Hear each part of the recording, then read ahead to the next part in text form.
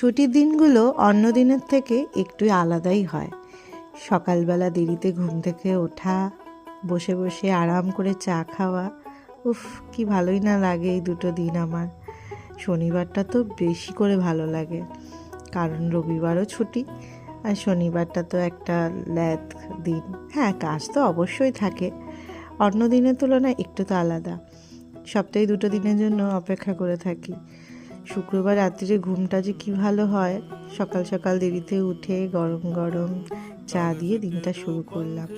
তারপর রবিবারে বাজার করব বলে শনিবার দিনকে ভালো করে ফ্রিজটা পরিষ্কার করে নিয়ে রান্নার জোগাড় শুরু করলাম।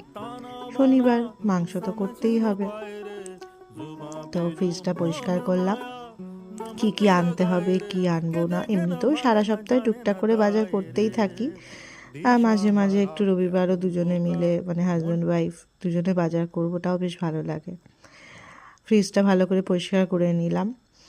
এরপর একটু রান্না জোগাড় করব। এটা হলো পালং শাক। আমাদের দেশি পালং শাক পাওয়া যায় না এখানে, পেলেও হয়তো ইন্ডিয়ান স্টোরে পাবেন, সেইভাবে ভালো লাগে না, ও কেমন নেতিয়ে থাকে।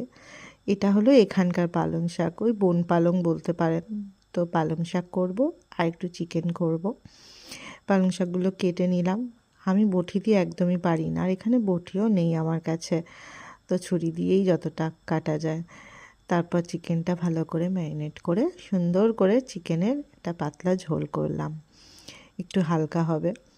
আর কি চাই দুপুরবেলা বলুন?